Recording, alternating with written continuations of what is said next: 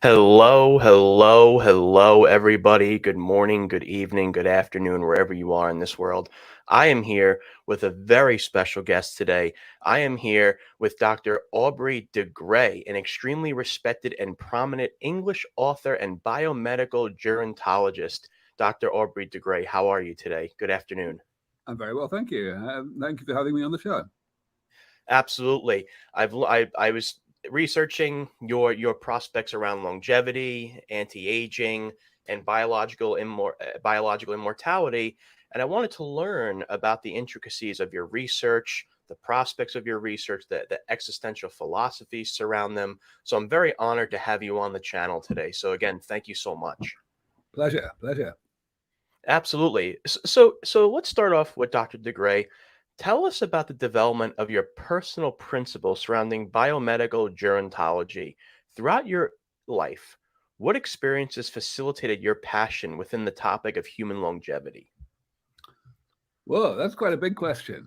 Well, I mean, I guess the things that I normally highlight that kind of pinpoint or the high points that really define my the course of my life in that regard.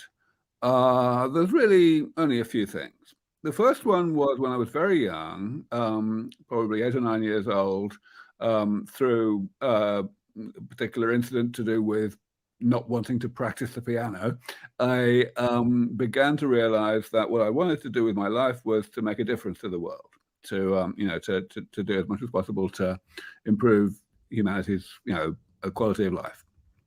Um, and largely because of that, I went into computer science as my undergrad degree and my research field for several years thereafter.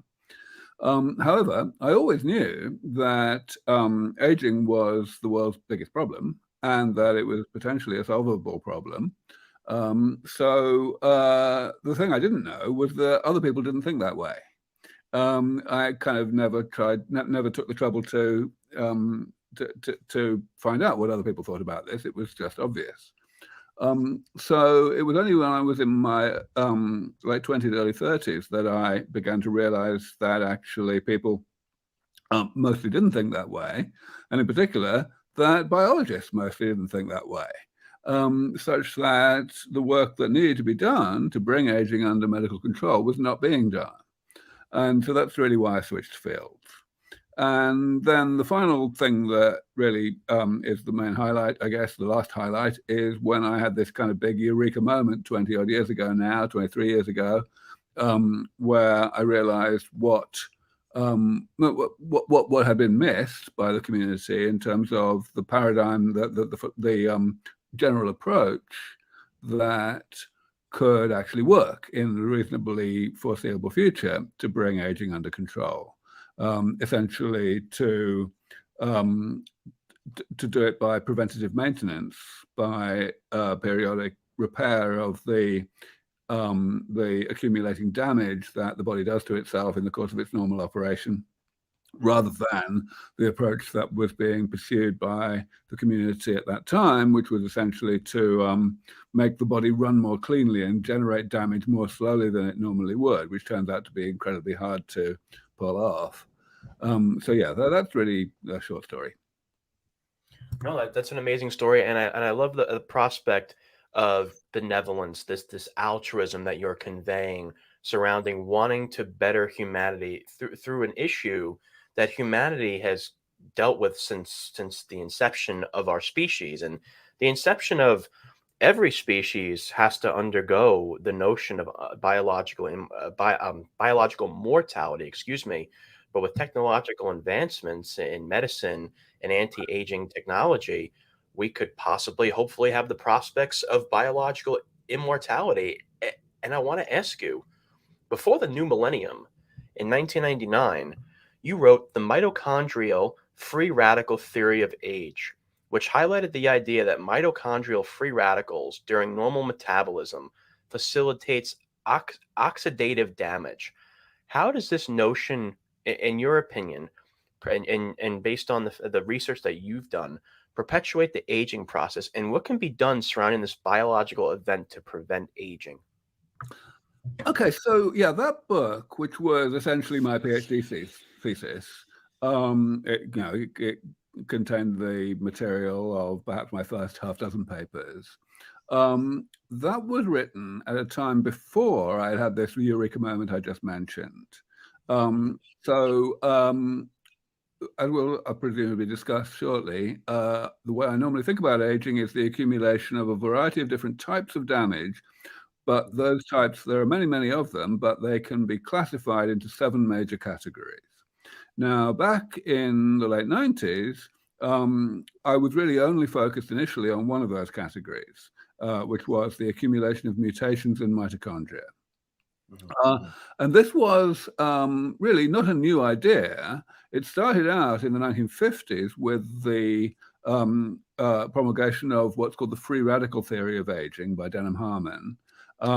That's the idea that free radicals, which are these particularly toxic molecules that are generated as byproducts of normal metabolism, they damage long-lived molecules like DNA, and therefore they mediate the accumulation of damage, even though they are not damage themselves, because they're very short-lived.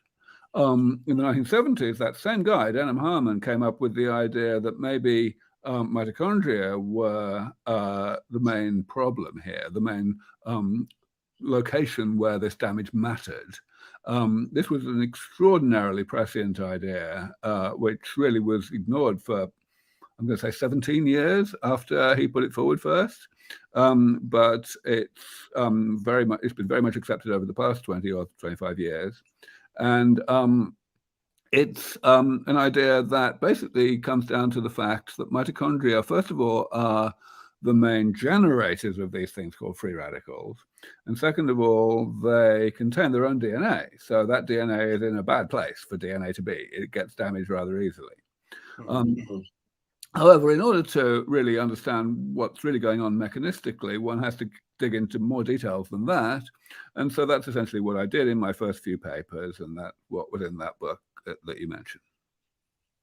Absolutely. And I find it to be very, very intriguing that you bring up the fact that aging is basically an amalgam of damages that have occurred over a person's life, and that we've seen with different things surrounding damage that damage can be rectified.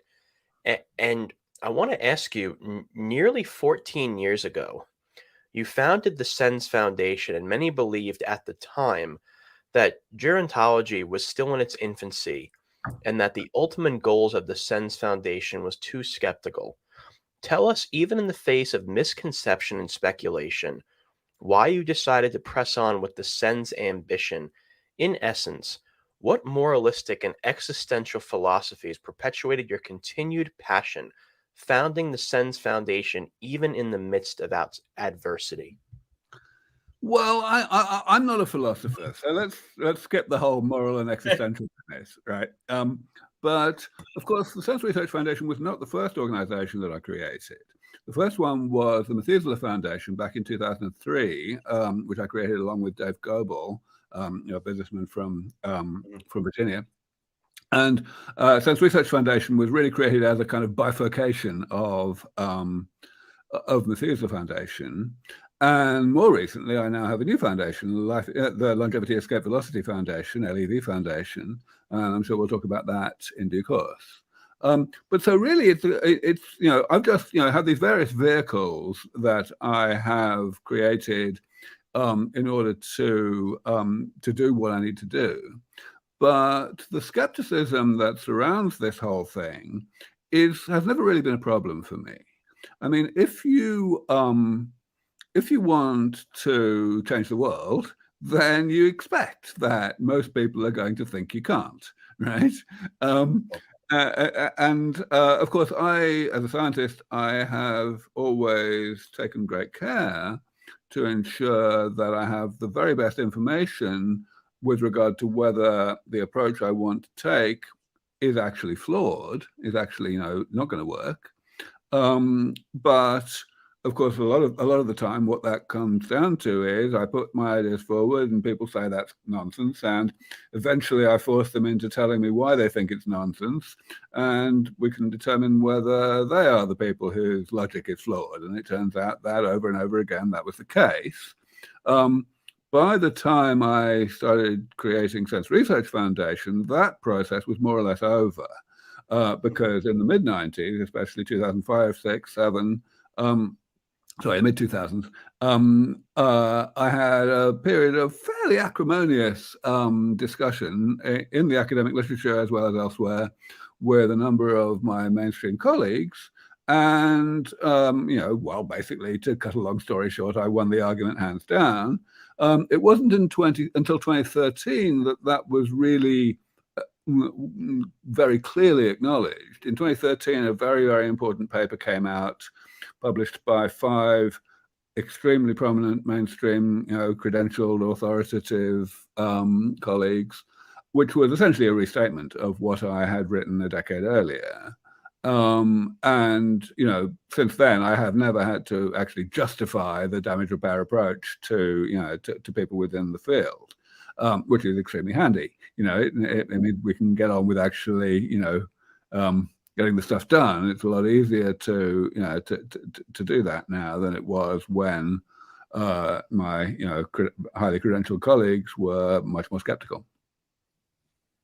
Absolutely, and it speaks characters and volumes that you would convey the fact that this animosity or these ideas against you surrounding this new idea of biological immortality coming to actual fruition and treading on consistently, it speaks volumes. And this is the ambition that's needed in humanity to be able to convey and perpetuate progress, acceleration, and I would dare say a better world surrounding the change that we want to see in the world. And I think that you embody that notion. And I want to ask you then this question is, tell us about the studies at the SENS Foundation surrounding rejuvenation. What were some of your findings that can play a prominent role in the future medical and biological processes surrounding ending the aging process? Well, you've got to remember that the work that I do, and this is true across all 3 of the foundations that I've created, is not really it's not really focused on finding things out. It's more is that there's a fundamental difference between understanding a phenomenon in nature and manipulating that phenomenon. And of course, I'm all about manipulating it, right? So mostly I'm focused on taking stuff that's already been found out by other people and, leveraging it.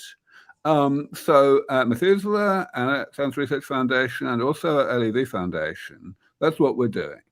We can look at, there are distinctions between those 3 organizations, but those distinctions don't really come down to any philosophical difference. It's really just, that they've existed at different times.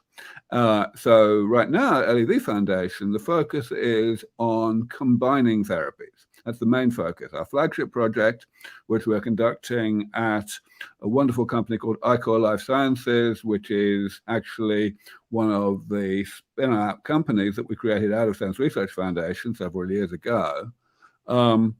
This project is all about taking things that already have been shown by other groups to individually have benefits in terms of rejuvenation, and to combine them and, figure out how to synergize them and get, more than the sum of the parts, so to speak. Back in the Sense Research Foundation days, we weren't really there. There were no cases of this. There were no real good examples of rejuvenation interventions in mice that actually had good results in terms of increasing average and maximum lifespan. So there, focus was more on individual components, on addressing the repair of individual types of damage as essentially independent projects. And before that, in the Methuselah days, when we started out, it was actually not even that, because we didn't even have any money back then. So it was more about PR. It was more about raising the profile of longevity research so as to get people more interested in it, and therefore, of course, more interested in putting financial support towards it. Absolutely. And I can imagine how this process can go along surrounding rejuvenation and what exactly it there was this quote that I read in a book by Laura Denardis. It was a book about internet governance, and it basically conveyed that there is more technological advancement in the last week than any other century prior to the year 1700. And it conveys the message that change in the 21st century really has the potential to revolutionize the way human beings live, the way human beings survive, the way human beings are able to combat this aging process that has occurred in our excuse me, in the human species since the dawn of the human species. And I want to talk to you about your new endeavor, the LEV Foundation. And what would you say is the mission and hope for this entity surrounding anti-aging philosophy and gerontology?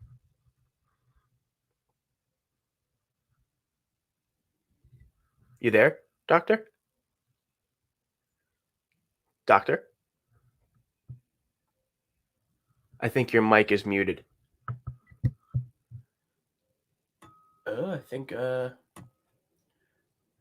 on one second. I think he's coming back. I think he's coming back. Hold on to your horses, friends.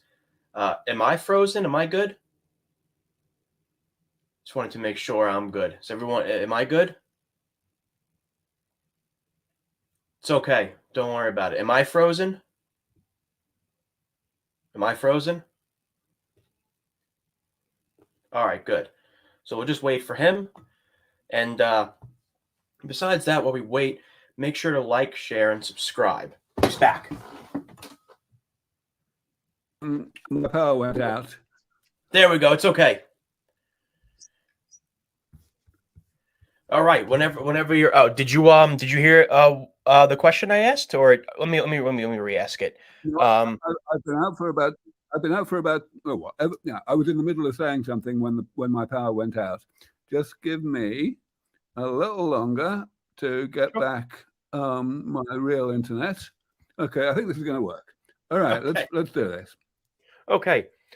So I was asking you about the anti-aging ideals surrounding the LEV Foundation that you've conveyed throughout the stream, your new endeavor. Go ahead. Sure. Okay. Sure. So I wanted to ask you about your new endeavor, the LEV Foundation. Like, what is its mission and hope for this entity surrounding anti-aging? Like, what would you say is the main mission and hope going forward? So I don't think of the mission of what I do in terms of organizations. I'm very much focused on the mission of the whole movement. And of course, I've been very fortunate to be able to not only create and lead a series of organizations, but also to make a big influence in terms of community building, in terms of bringing people into the field to work in other organizations, whether it's companies, whether it's nonprofits, whatever. And I'm going to carry on doing that, that's for sure. So the LEV Foundation doesn't really have a mission. It's a resource within the mission, if you like.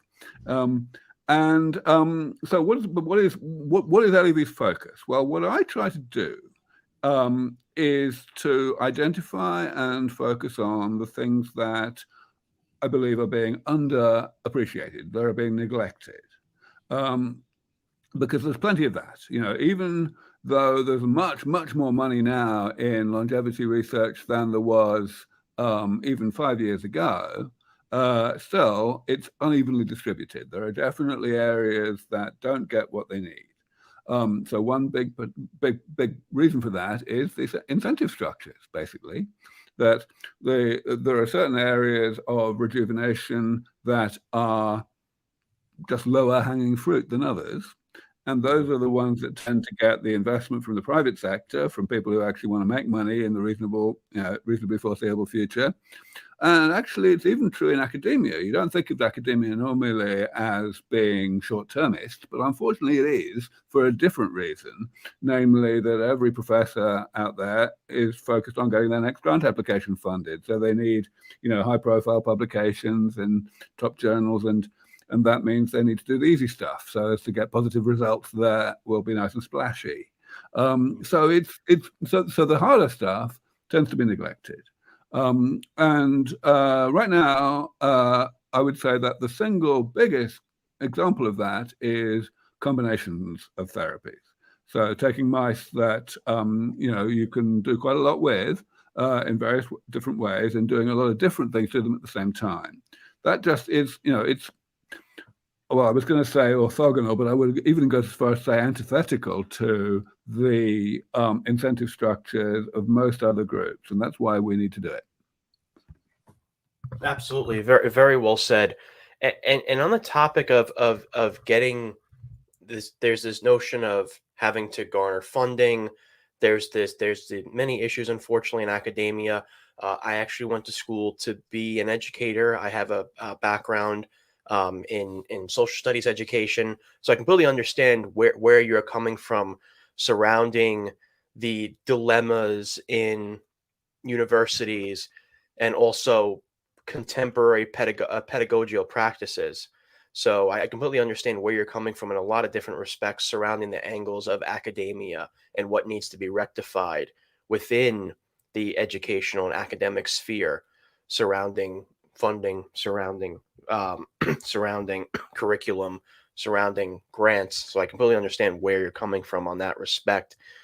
And I want to ask you, how surrounding Richard Hart, Doctor, I wanted to ask you, how did you find out about Richard Hart? What event transpired that facilitated this introduction altogether? Like how did the amalgam of cryptocurrency and Mhm. biological longevity come together? Well, so it goes back a long way, actually.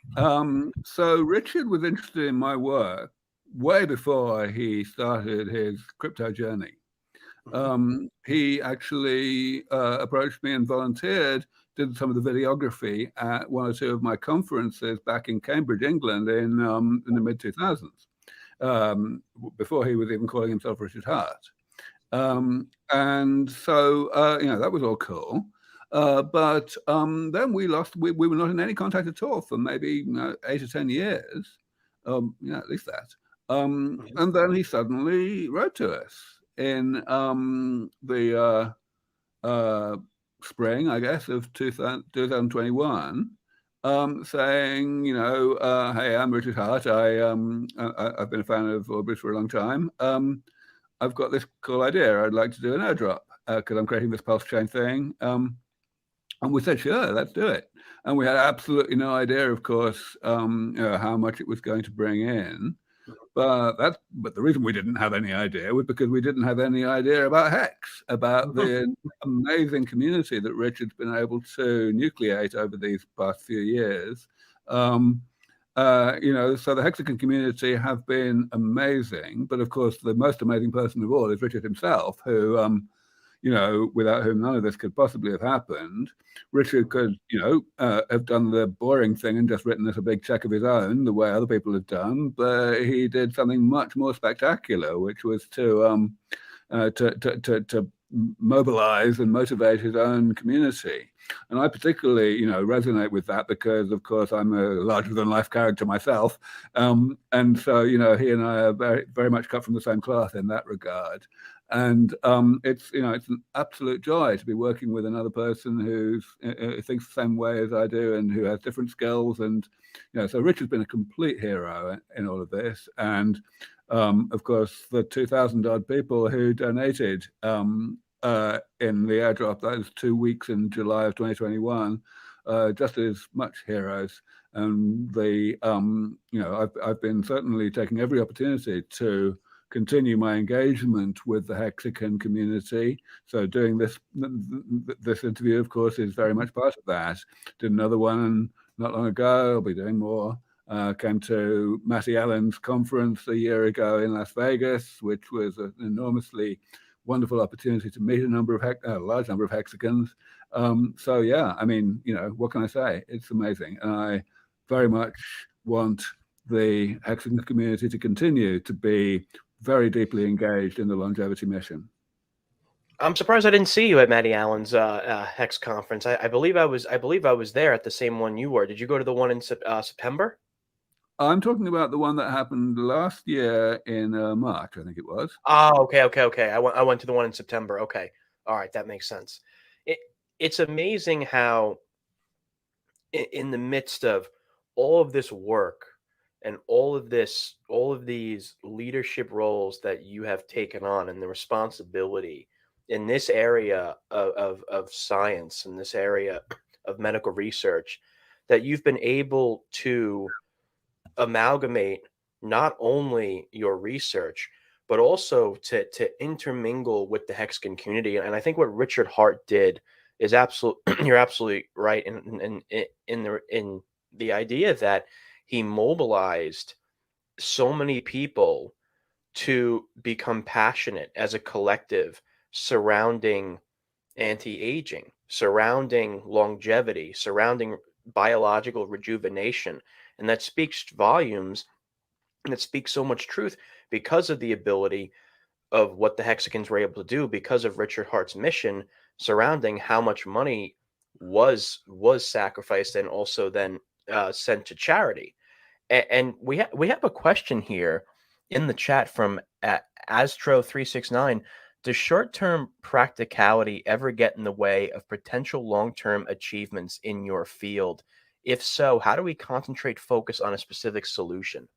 Well, I mean, so this comes back to what I was saying earlier about the various incentive structures of different sectors of this community. Honestly, I feel very privileged to have been able to get myself into this position where I can essentially make my own decisions, and where the people who financially support my decisions can make their own decisions without, having to think about covering their ass all the time. Because essentially that's where the problem comes, that the short-termism that is so endemic, whether it's in the private sector or in the academic sector, they it's not a problem of will. They want to do more ambitious, riskier, longer term things, but they are trapped by the system.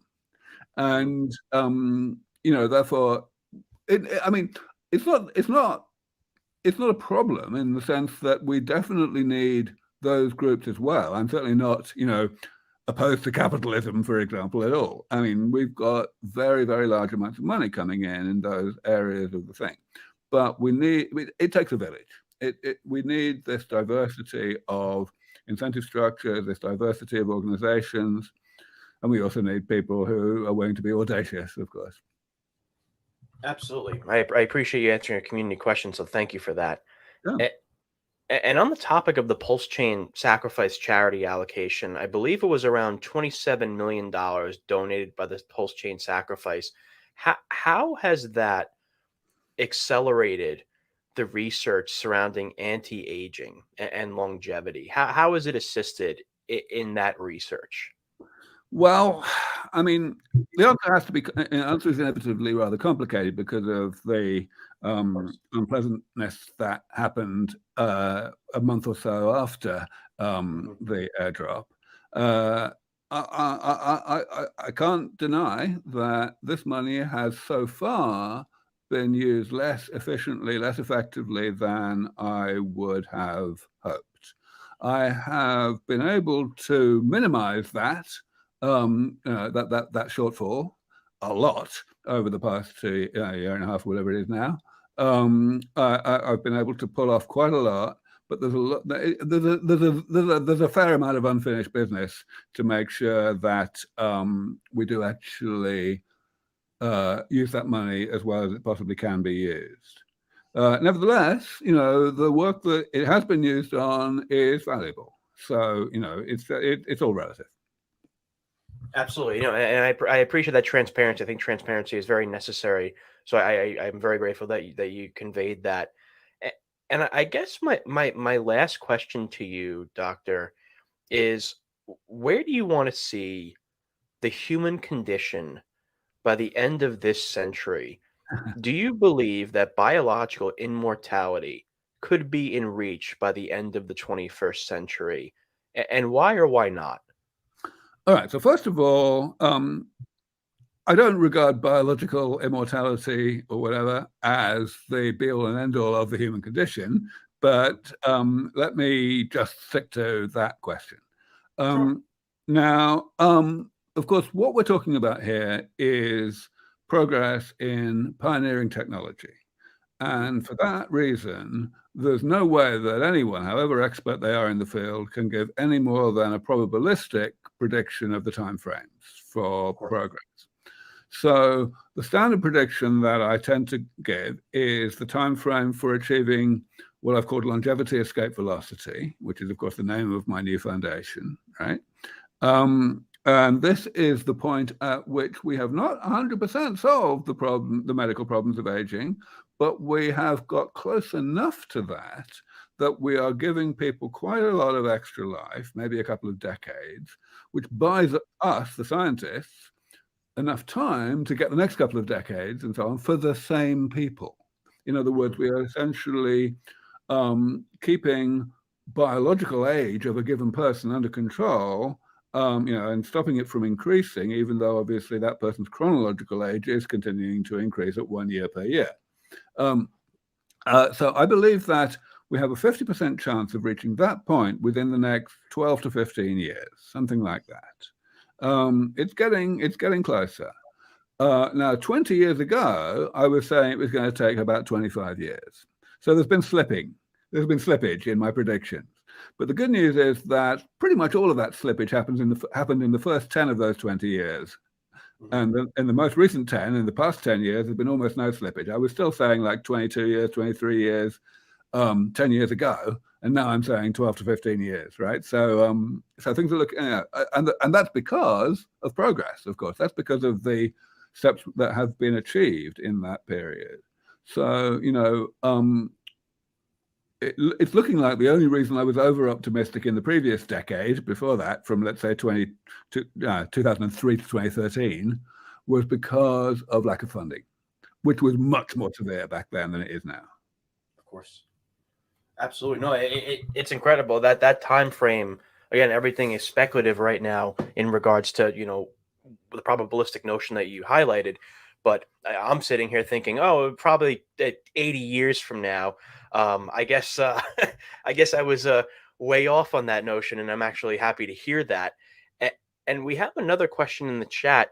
What, if any, longevity therapy is Dr. DeGray most likely to recommend to family and friends? Is there any protocol that we should investigate after this interview?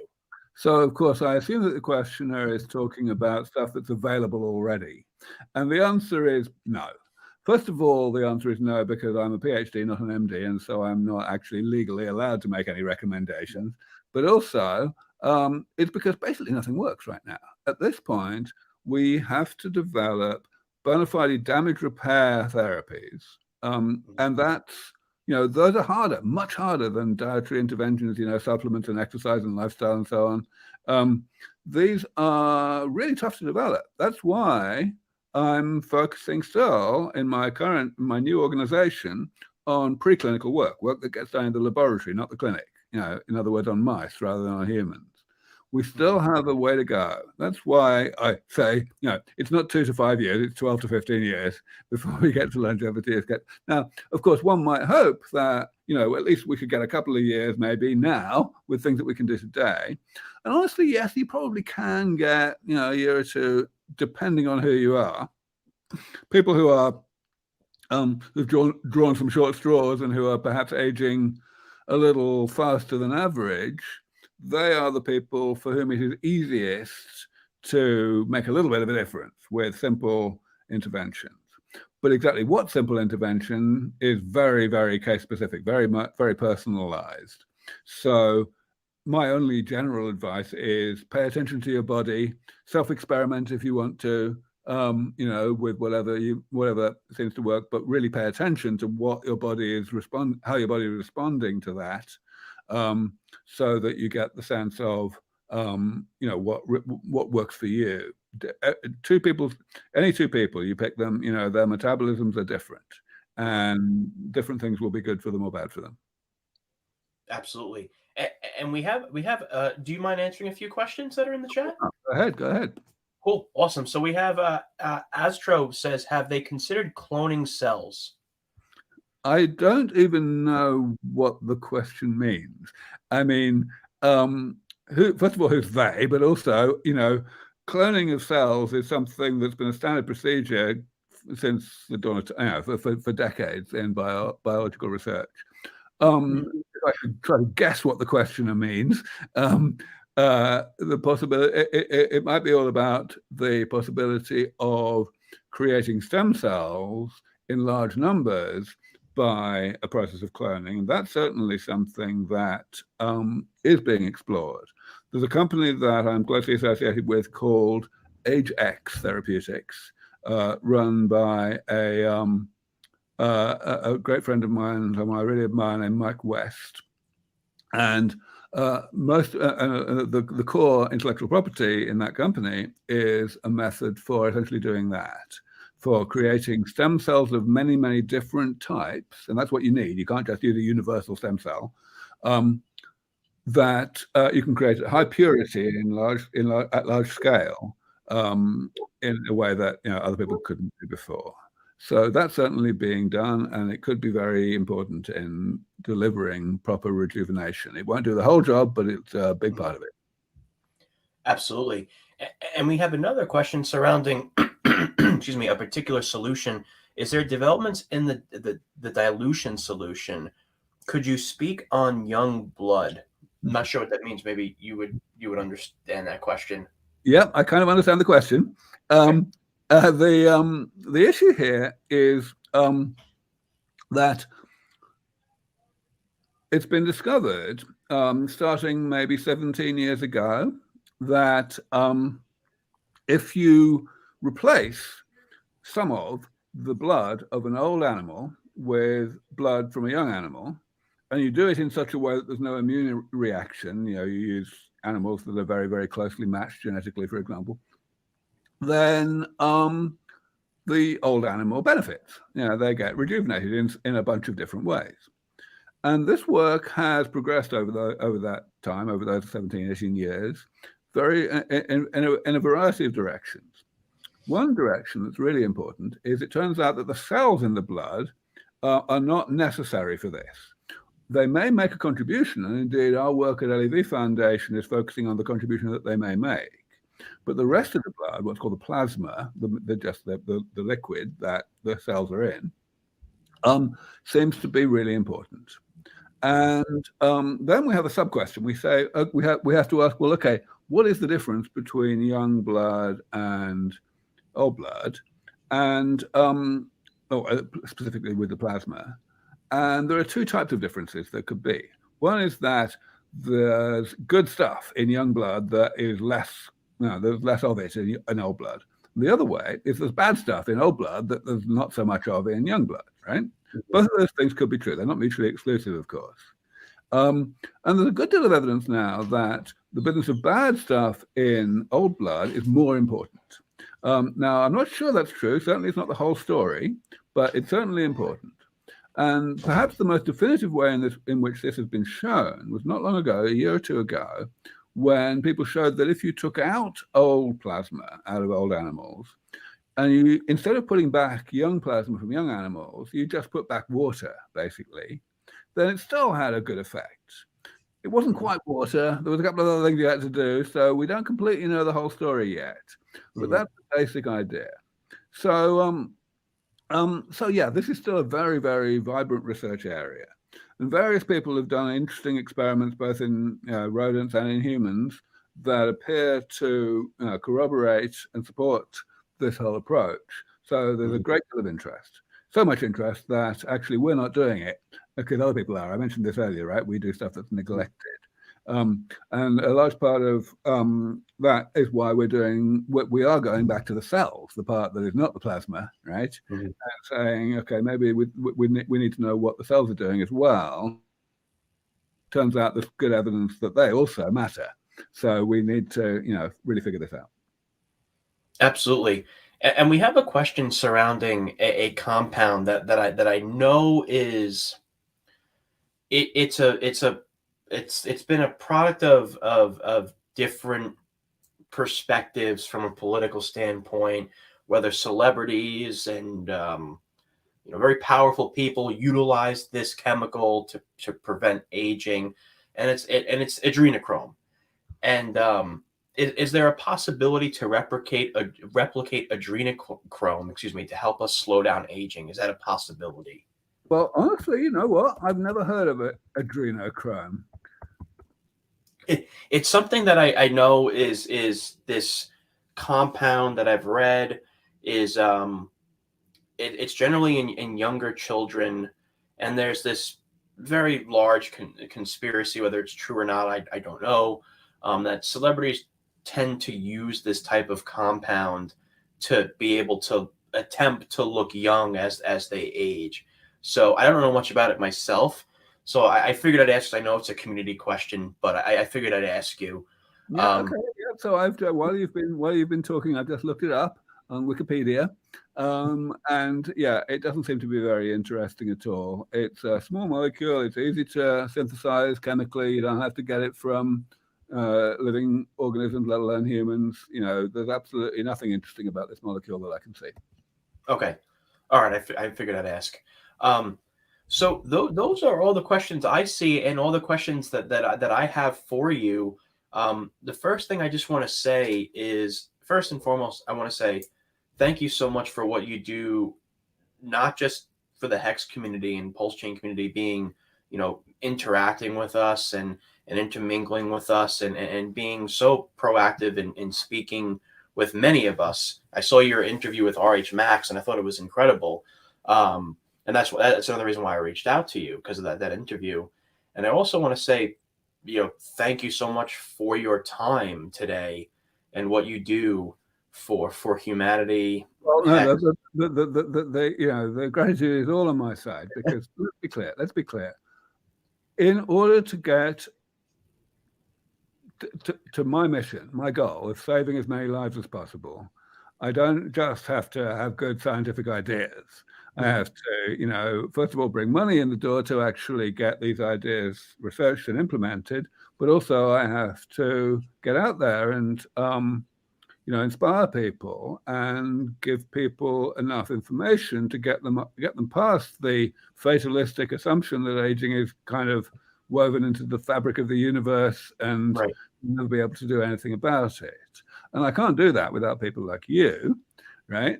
And I also can't do it without people like the Hex community. The Hex community are an enormous example of how the message that I'm putting forward, when people can hear it, it makes sense. And, I've always done my best to be, if you like, a man of the people, trying to get out there and have as much direct community interaction as possible. I've found that it not only is fulfilling for me personally, emotionally, but also it works. It's effective. Yes. So honestly, the gratitude is all mine. Thank you very much for having me on this show. Absolutely, and you are more than welcome to come on at any